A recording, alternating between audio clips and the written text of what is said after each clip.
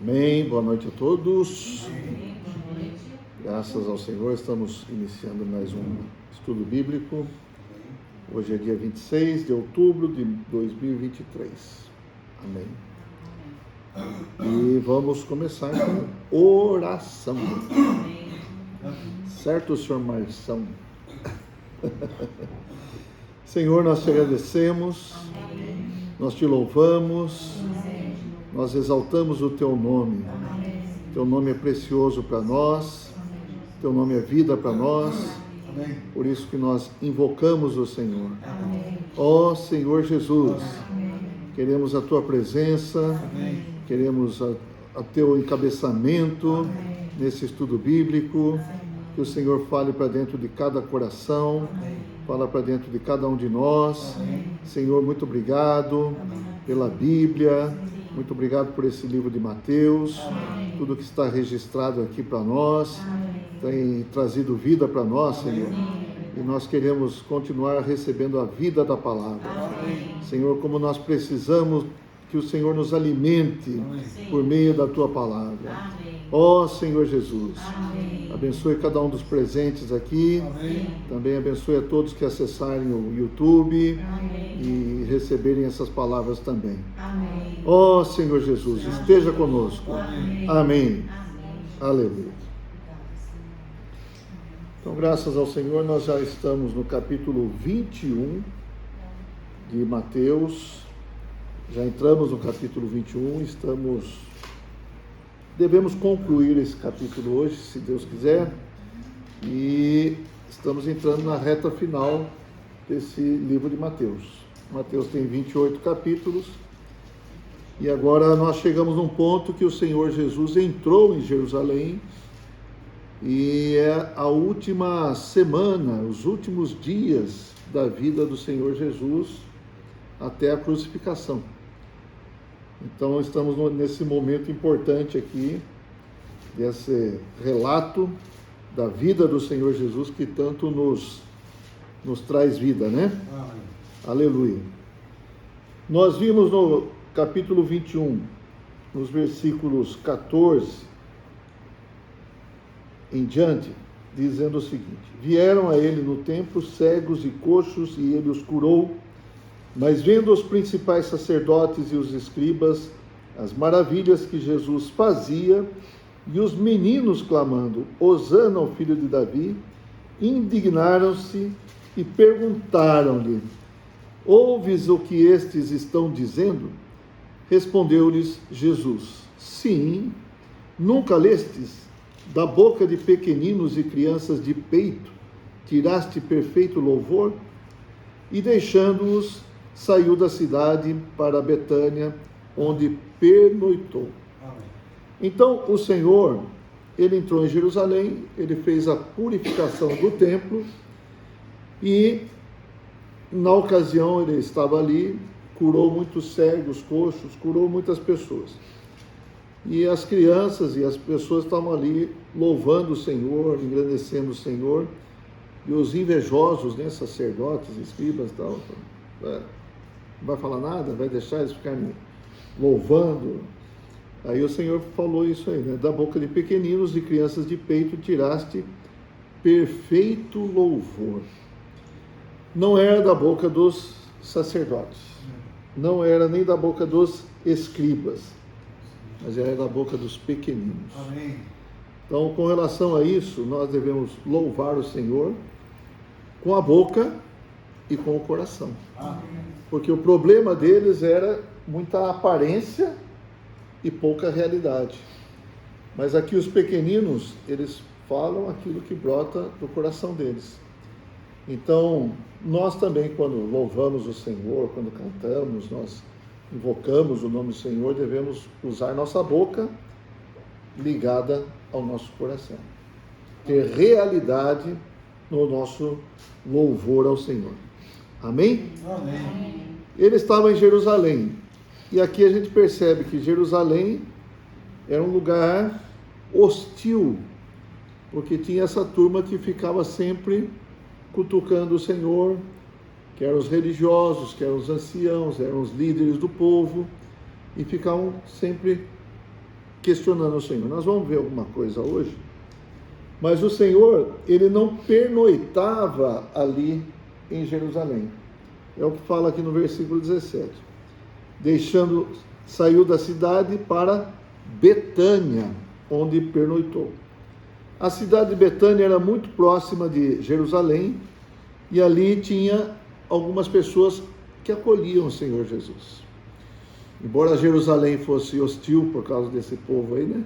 Desse pessoal, em Betânia ele tinha algumas pessoas que o acolhiam, que o amavam.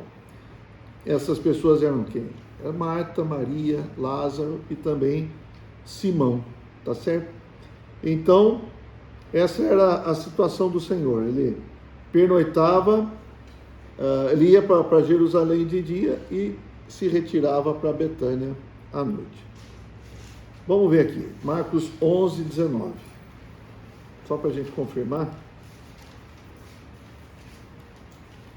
Marcos capítulo 11, versículo 19, diz o seguinte: em vindo à tarde, saíram da cidade. Então esse era o costume do Senhor com relação a pernoitar em Betânia.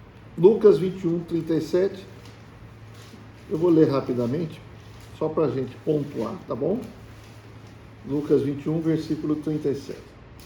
Jesus ensinava todos os dias no templo, mas à noite, saindo, ia repousar no monte chamado das Oliveiras. Então essa Betânia ficava perto desse monte das Oliveiras, que ficava próximo ali de Jerusalém.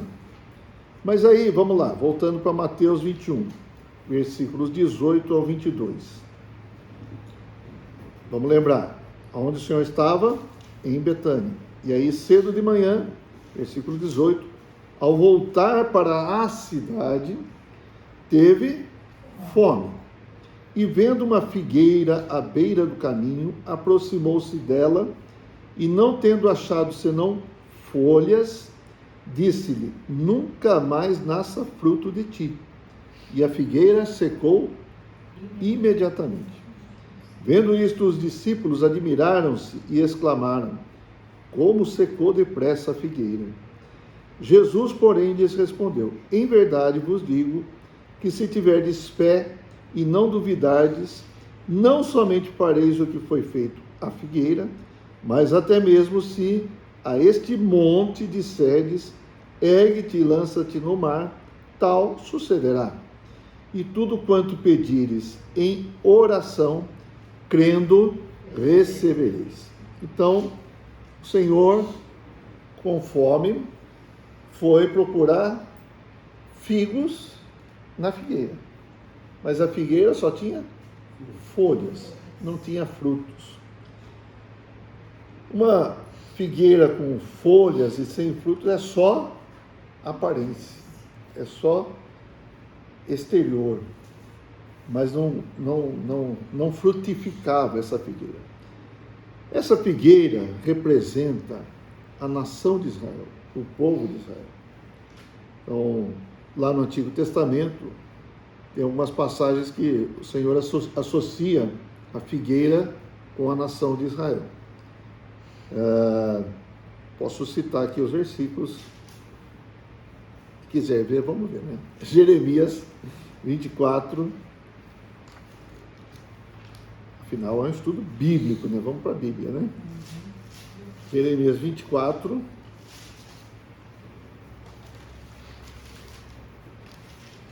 Versículo 2.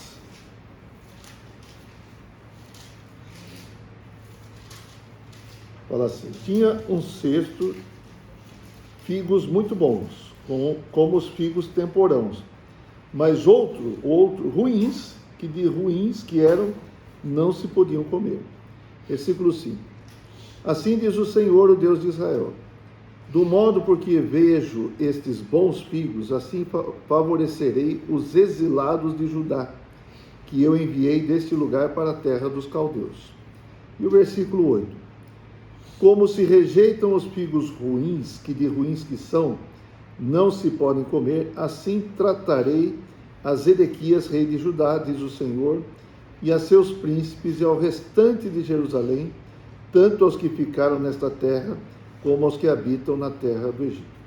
Então, claramente, o Senhor associou os figos aqui aos de Israel, tá? Então, essa é a situação. Aquela figueira que o Senhor amaldiçoou representa a nação de Israel. Tinha frutos? Não tinha frutos. Só tinha folhas, só aparência. Aí vai procurar os figos, cadê os figos? Você que planta bastante, né, Humberto? Qual é a expectativa? Colher frutos. Você já se frustrou?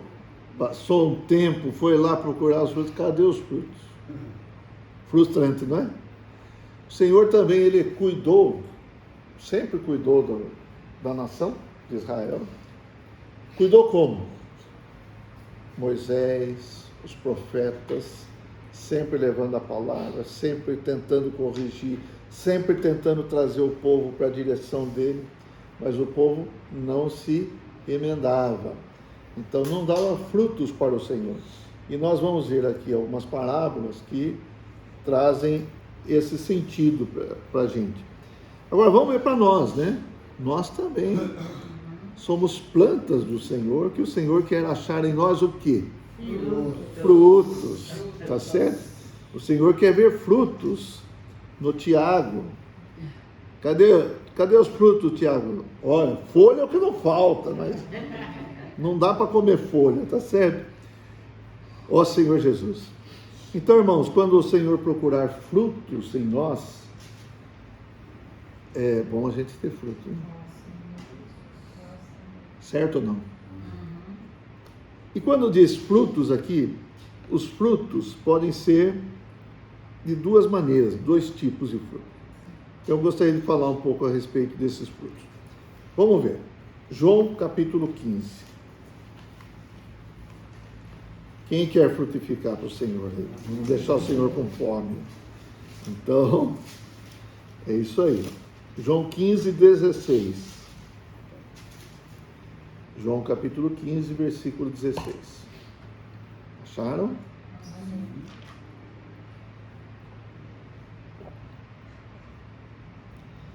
O Senhor fala o seguinte: não fostes vós que me escolhestes a mim, pelo contrário, eu vos escolhi a vós outros e vos designei para que vades e deis fruto, e o vosso fruto permaneça, a fim de que tudo quanto pedirdes ao Pai em meu nome, Ele vô-lo conceda. Então aqui, esse fruto são pessoas. Quando nós pregamos o Evangelho, nós estamos frutificando para o Senhor. Então a nossa vida deve ser uma vida de pregar o Evangelho. Como que eu posso pregar o Evangelho? Você crê no Senhor? Você foi salvo pelo Senhor? Você é grato ao Senhor? Fale isso para as pessoas. Não precisa conhecer a Bíblia toda. Se você der o seu testemunho, isso pode ajudar muitas pessoas. Se o seu testemunho é de alguém que realmente creu no Senhor, que realmente foi livrado do lago de fogo, foi chamado pelo Senhor, amado por Ele, você tem essa experiência, conte para as pessoas. E as pessoas poderão também crer no Senhor Jesus. E o que fazer? Simplesmente leve-as a invocar o nome do Senhor. Fazer uma breve oração, talvez, né? Senhor, eu creio em Ti e eu Te recebo. Uma oração dessa, de coração, está resolvido, né? Por quê? O Senhor fala assim, porque Deus amou o mundo de tal maneira que deu o seu Filho unigênito, para que todo que nele crê não pereça, mas tenha a vida eterna. Se a pessoa crê, o que ela recebe? A vida eterna. Amém. Quando você prega o Evangelho e alguém crê no Senhor, você está frutificando para o Senhor. Então, mais um frutinho nasceu mais uma pessoa foi salva, mais um filho de Deus foi regenerado, recebeu a vida de Deus ali. Amém? Então esse é um tipo de fruto. Outro tipo de fruto é o fruto do Espírito. Vamos lá, Gálatas capítulo 5.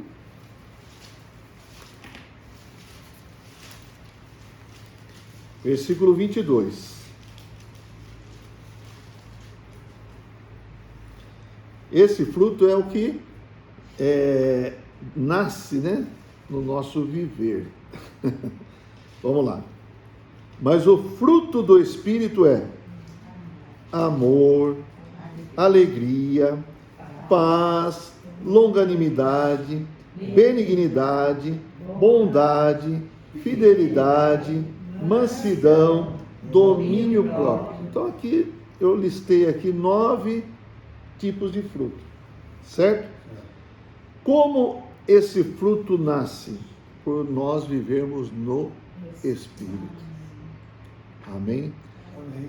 Se Cristo vive em nós, esses frutos nascerão, eles aparecerão espontaneamente, naturalmente, por vivermos no Espírito. Então esse é o segredo. Quais são os tipos de frutos então que nós devemos dar? São pessoas e são os frutos do Espírito no nosso viver. Amar as pessoas, perdoar as pessoas, ter paz com as pessoas, fazer o bem, ter mansidão, né? Longanimidade, que mais? Ter alegria. É verdade, muitas vezes a gente está triste, né? Mas se a gente exercitar o Espírito, se a gente se voltar para o Senhor, a alegria pode vir do Espírito para nos alegrar, para encher nossa alma. E já que falamos de alegria, vamos ver Filipenses capítulo 4.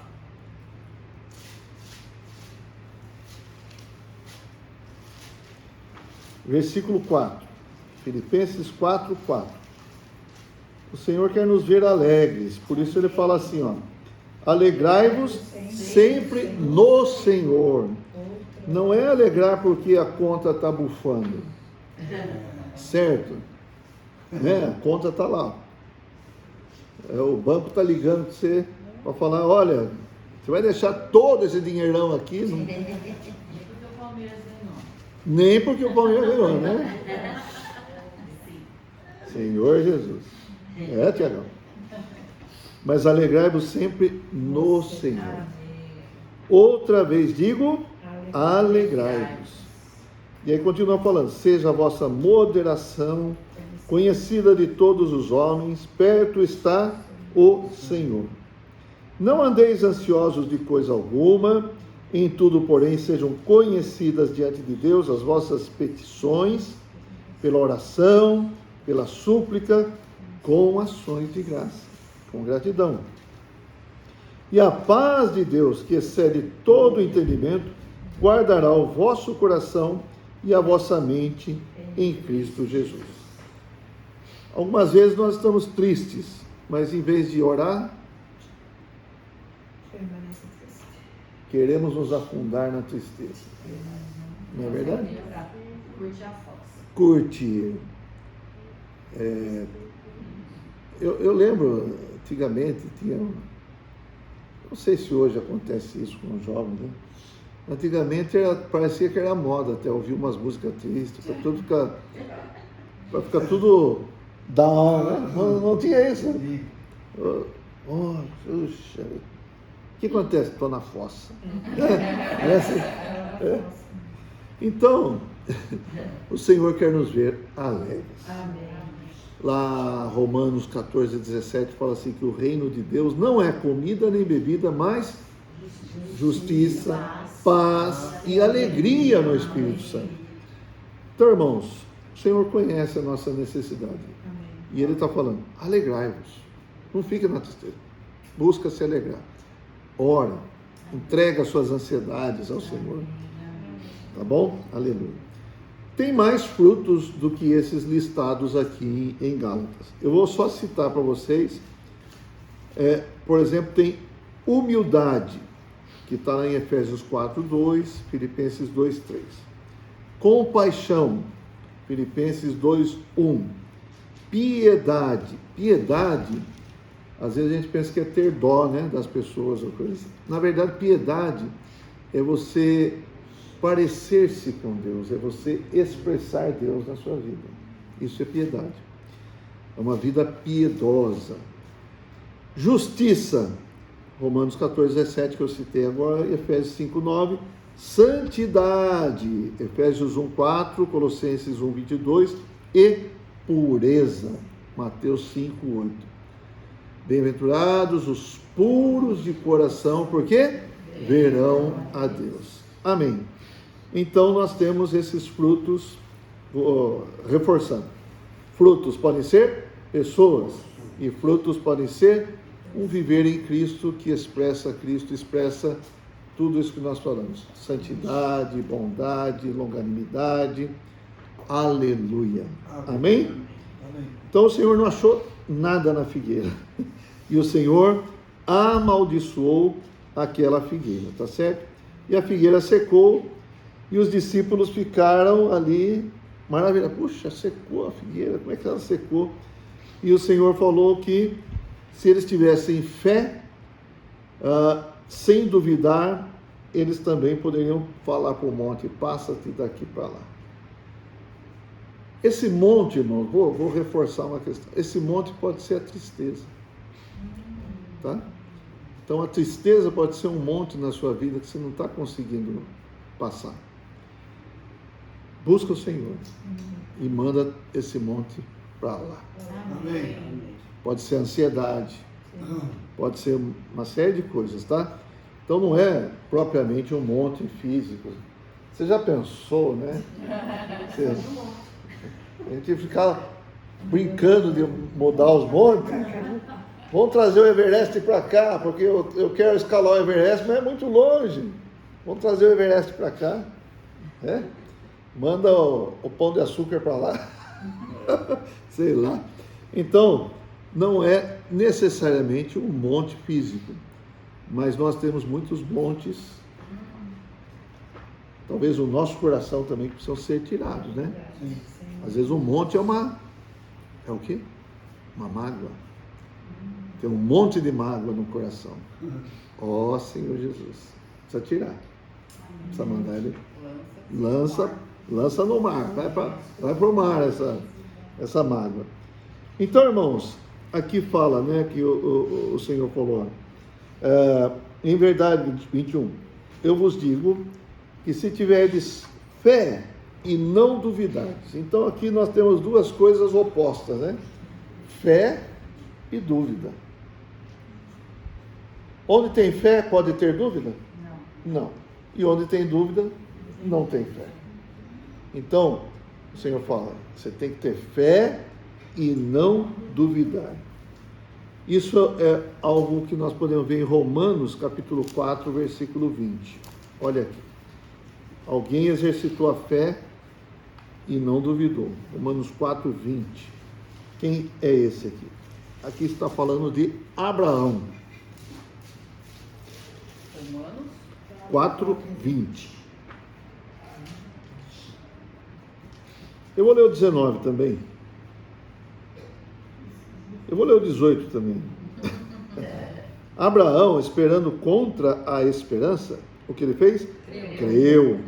Para vir a ser pai de muitas nações, segundo lhe fora dito, assim será a tua descendência.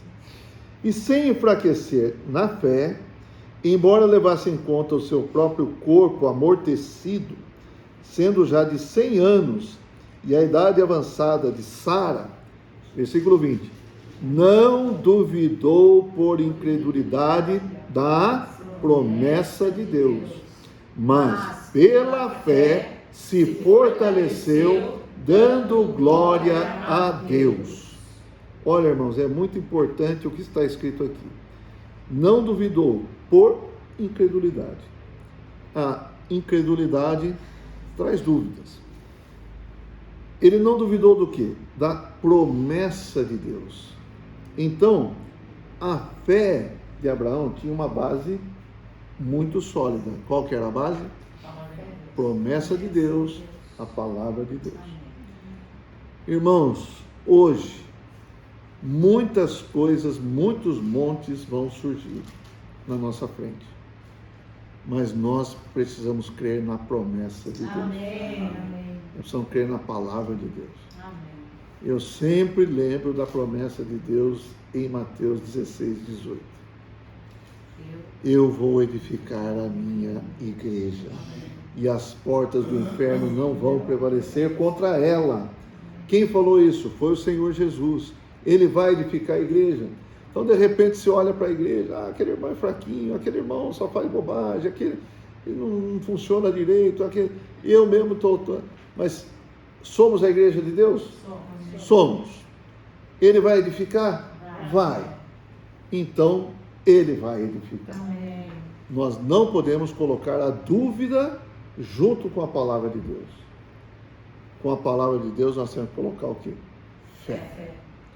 Nós cremos na palavra de Deus. Amém. E Abraão, ele creu na palavra de Deus, e aqui está dizendo respeito à sua posteridade, à sua descendência. Ele já era idoso, tá certo? Ele já tinha carteirinha de idoso, já há alguns anos. E Sara também estava idosa.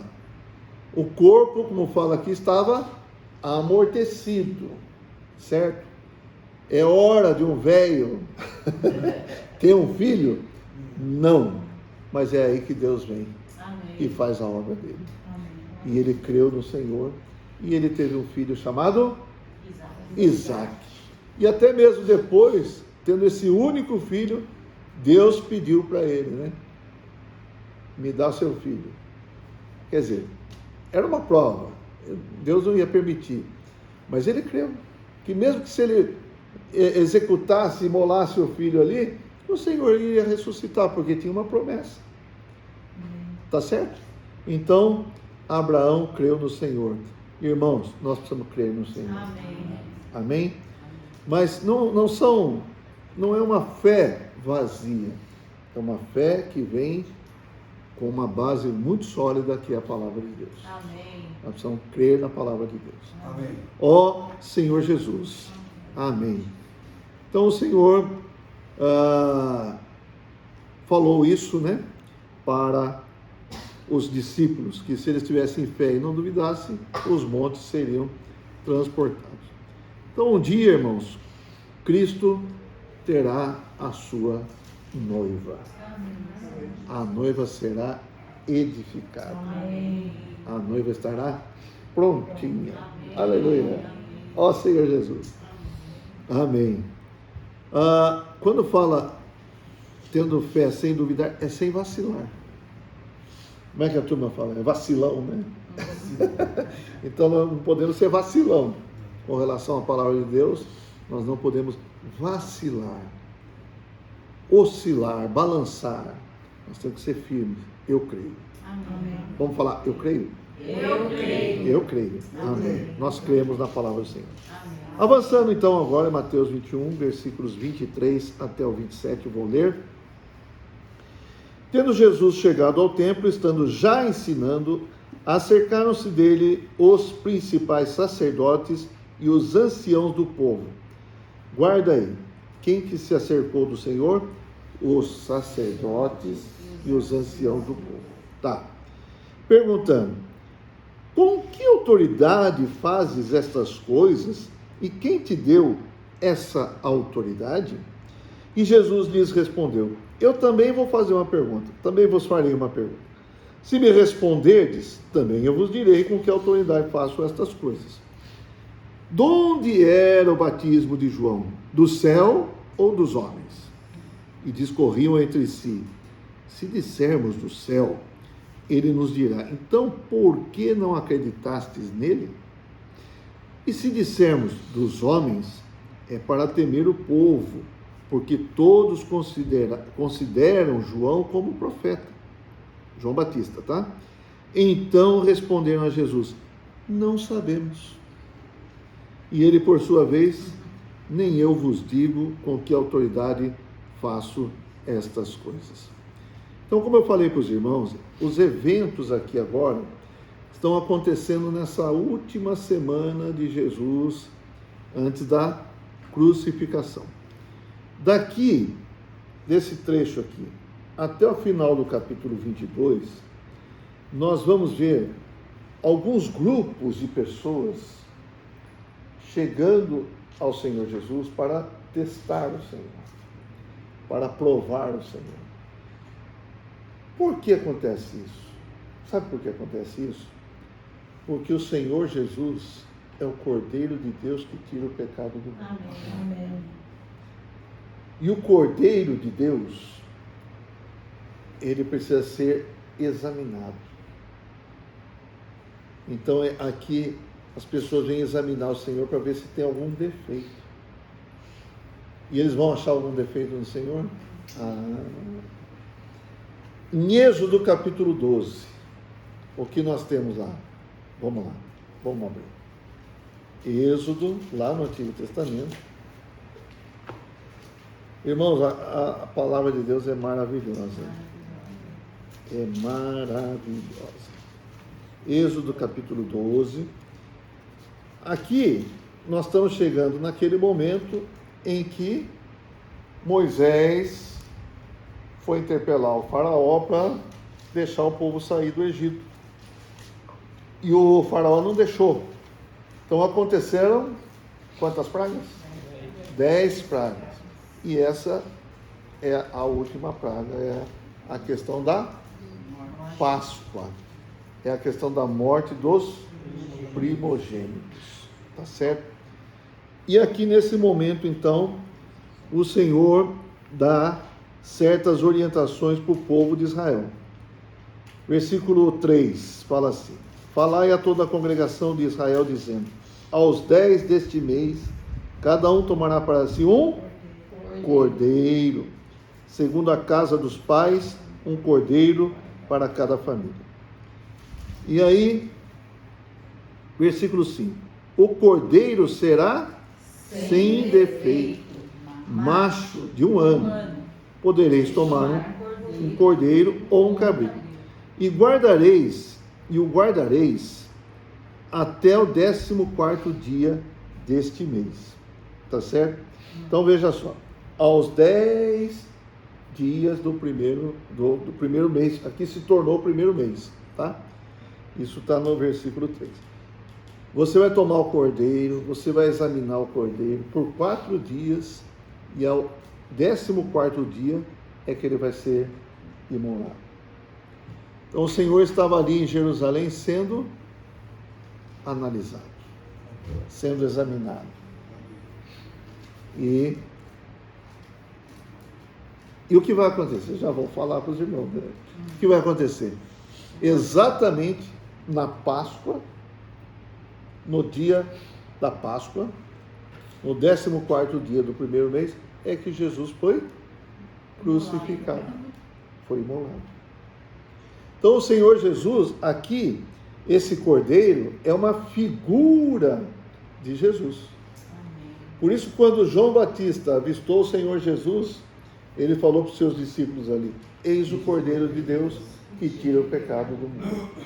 Então, Jesus é o Cordeiro pascal. Amém. Jesus é o Cordeiro sem defeito, sem mácula, sem nada. Jesus é perfeito. Amém. Amém? E por isso, ele passou por esses testes, foi examinado aqui. Então, vamos voltar lá. Então, chegou esse primeiro grupo de pessoas aqui para testar o Senhor. Soprando pelo para ver se tem alguma mancha ali e tal, alguma coisa, uma verruga, sei lá o quê. Tá? E aí, eles fizeram essa pergunta para o Senhor: com que autoridade você faz essas coisas? O que o Senhor fazia? O Senhor curava, o Senhor ensinava, não é verdade? E aí eles perguntaram: com que autoridade? Talvez eles estavam pensando assim: nós somos sacerdotes, nós somos os anciãos do povo, nós é que temos autoridade. E a sua autoridade vem da onde? Da onde vem a autoridade do Senhor? Vem do céu. vem de Deus, né? Ó Senhor Jesus, vem do trono de Deus. E aí o Senhor falou assim: olha, eu vou responder vocês se vocês responderem a minha pergunta. Então o Senhor fez uma armadilha para eles também, não é? Eles pensaram que colocar uma armadilha para o Senhor, mas o Senhor que colocou eles na sinuca de bico, certo? Uma encruzilhada ali, num dilema. E por que eles entraram no dilema? Porque eles são políticos. Porque eles não são sinceros. Porque eles não são verdadeiros. Então o Senhor perguntou para ele: o batismo de João era do céu ou era dos homens? Aí eles falaram: se a gente falar que era do céu, ele vai falar, então por que vocês não creram nele? Capítulo 3, deixa eu ver se é 3 mesmo. 3 mesmo, Mateus mesmo. Versículo 5, olha o que aconteceu aqui. Então, saíam a ter com ele Jerusalém, com ele o João Batista, tá? Toda a Judéia e toda a circunvizinhança do Jordão, e eram por ele batizados no Jordão, confessando os seus pecados. Vendo ele, porém, que muitos fariseus e saduceus vinham ao batismo, disse-lhes: raça de víboras, quem vos induziu a fugir da ira vindoura? Produzi, pois, frutos dignos de arrependimento. E não comeceis a dizer entre vós mesmos: temos por pai Abraão, porque eu vos afirmo que destas pedras Deus pode suscitar filhos a Abraão. Então esses bambambam aqui, eles iam ao Senhor, ao João Batista, viam lá as pessoas se arrependendo, mas eles mesmos não se arrependiam, tá certo? Então essa é a experiência. E aqui, o Senhor colocando essa situação para eles, eles falaram isso. Se a gente falar que é do céu, o Senhor vai falar: por que vocês não foram batizados então? Que vocês vão se arrepender? Que vocês não creram nele? Aí eles também falaram: mas se a gente falar que é dos homens, o povão, eles acreditavam que João Batista era um profeta, e eles vão ser contra nós, vão nos criticar. Então, sabe o que a gente vai falar? Não sei, não sabemos. Eles foram sinceros? Não. Eles foram mentirosos, políticos, não é verdade? E mentirosos. E aí o Senhor falou assim: então também não vou perder tempo com vocês. Eu também não vou responder. Sabe por quê também, irmãos? Não adianta nada. Tem certas questões que não adianta ficar explicando muito. Não é verdade? Tem gente que não quer acreditar de jeito nenhum, tem gente que não quer saber de jeito nenhum. Então você só pode entregar para Deus e pedir que o Senhor dê uma oportunidade para aquelas pessoas. Mas tem certos momentos que não adianta você ficar falando. E o Senhor falou: eu também não vou dizer com que autoridade faço estas coisas. No final do Evangelho, o Senhor fala: toda a autoridade me foi dada. E aí o Senhor falou: então eu também vos envio agora. Isso está lá em Mateus 28, tá bom? Então o Senhor tinha autoridade? Tinha, tá? E aí nós vamos ver depois outros tipos de pessoas fazendo. Então aqui nós falamos, são os sacerdotes e os anciãos. Depois nós vamos ver os fariseus e os herodianos. Depois nós vamos ver os saduceus. Depois nós vamos ver um doutor da lei também examinando o Senhor.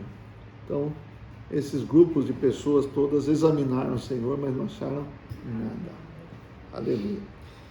E aí o Senhor citou 2 parábolas seguidas aqui. Eu vou ler as parábolas, irmãos, e os irmãos vão entender que essas parábolas não são tão complicadas de se entender, tá?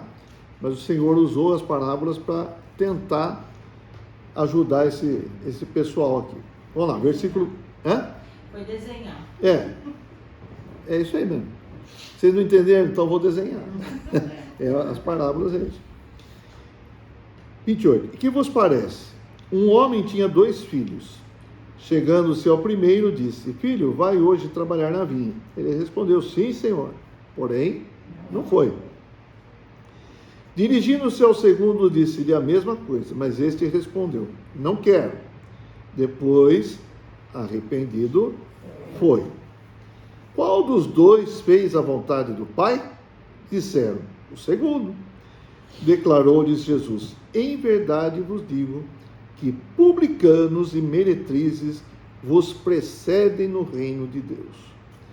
Porque João veio a vós outros no caminho da justiça, e não acreditastes nele, ao passo que publicanos e meretrizes creram.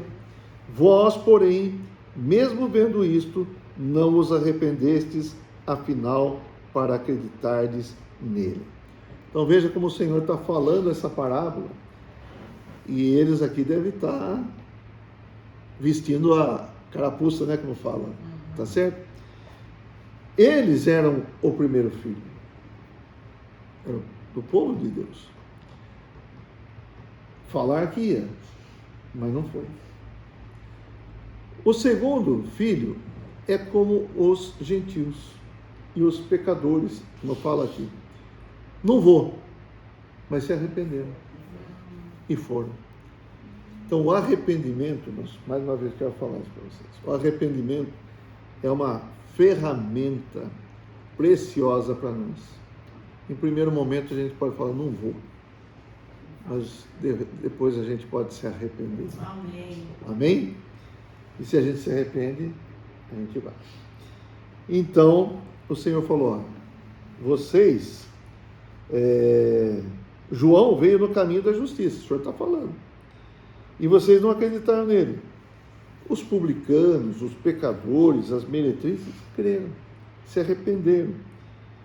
E vocês, mesmo vendo isso, pessoas se convertendo, pessoas crendo na palavra, crendo na pregação de João Batista, vocês mesmo assim não foram tocados.